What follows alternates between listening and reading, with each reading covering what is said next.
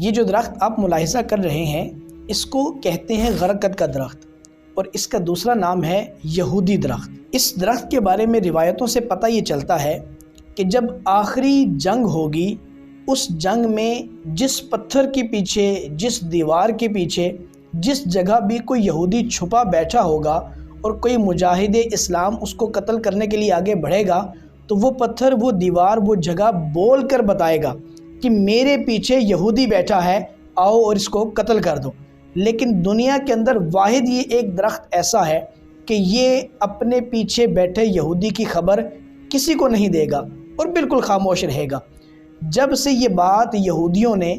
ان بدبختوں نے سنی ہے، تو اس کے بعد انہوں نے پوری دنیا کے اندر ان درختوں کا جال بچھا دیا ہے۔ نہ صرف دوسرے ممالک بلکہ ہمارے کئی عرب ممالک میں جیسے یمن وغیرہ میں بھی بہت زیادہ ان درختوں کی پیداوار کو بڑھایا جا رہا ہے، بلکہ بعض خبریں تو یہاں تک بھی سننے کو ملی ہیں کہ مدینہ شریف کی جیسی مقدس سرزمین پر بھی ان درختوں کو سعودی لوگوں کے ساتھ مل کر لگایا گیا ہے، اور یہودیوں کا ماننا یہ ہے کہ یہ ہم آخری مورچوں کے طور پر استعمال کریں گے۔ اللہ ان یہودیوں کو نیست و نابود فرمائے۔